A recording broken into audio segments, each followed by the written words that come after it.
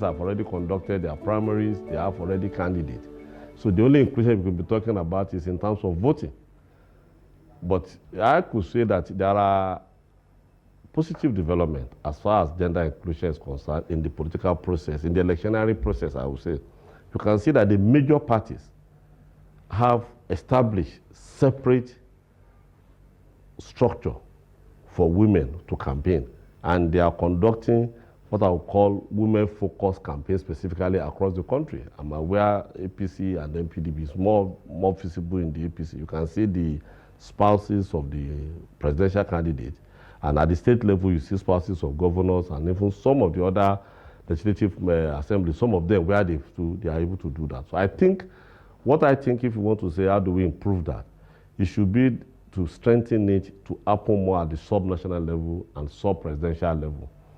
Because a lot of time, you will see that the spouse of candidates who are male at the sub-national level for legislative positions, as for assembly or House of Rep and Senate, don't participate as it is for statewide or national election. I think if we are able to step it down to that level, where we encourage the legislative aspirant or candidate to also focus on women. Now it should be, the second thing we'll say is, I think that will enable increased mobilization of women to vote, but we hope it will translate to affirmative action also when governments are formed, because with the mobilization that is happening now to get women to campaign more and to campaign as a group, it means they could use that particular organization they have now to demand for improved or increased women representation in government when they win the election.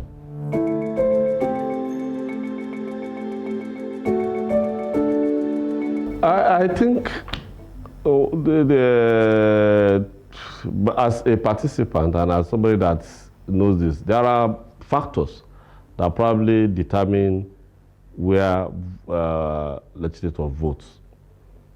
I think the issues are not mainly with legislators, that legislators are representative. It mirrors the constituency they represent. So it's better to mobilize more at the constituency level so that there's more pressure from that level for the legislators to be able to vote. Or rather than pressure, there's more awareness and consciousness raised at that level. Because what you see, the country is still divided as far as gender issues are concerned along geographical lines. I mean, you have still in the north, because of low level of women education and women participation. I wouldn't say religion, but religion may be what it is to be more of cultural.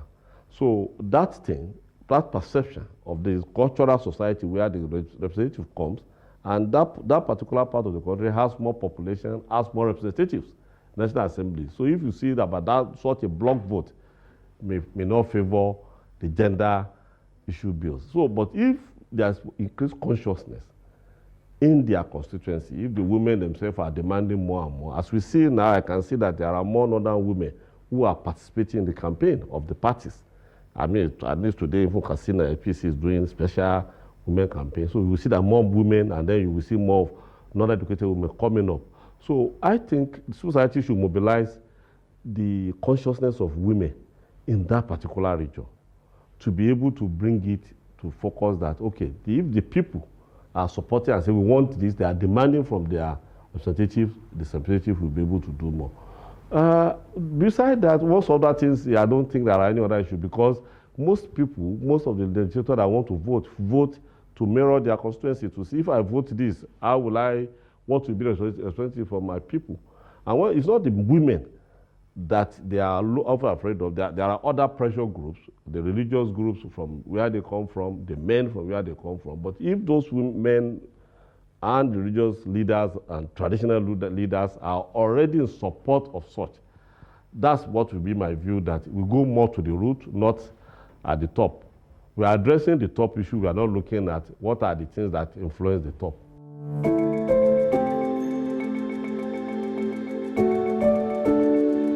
Well, I think as somebody in government, the view, maybe this should be I'll say personal opinion, but also from what I observe, civil societies are not seen as threat. They are seen as partner, and they're recognized as a major contributor. But the only thing which I would say is that the civil society itself needs to step up their game and strengthen and be more professional, because sometimes some civil society use the cover of civil society to be partisan or not to be objective or not to be, don't let me use the word objectivity, not to be, not to be non-partisan, to be fair. Because where you see society leaning towards opposition, irrespective of whether the opposition is positive or negative, where the opposition's intention is about seeking power to replace those that are in power and not based on objective facts, you will expect the people, whatever the government or the people in power to say, oh, you are part of the opposition. But where civil society is based on objectivity and they are seen to be able to balance the view, balance, I'm talking about a peak based on facts, and not, so our civil society should not bring themselves into the arena in terms of their comment or in terms of their action. They should not be part of the arena that are seen as opposition. They should leave politics and partisanship to the politicians to play while they contribute to development. So two, I mean, there are ways you may communicate. When you want to communicate a message, there are different ways to communicate the same message that to be seen as you raising issues and you want to contribute to it. Because when you raise issue or problem, come up with suggestions and so on, not just condemnation. Society should not condemn.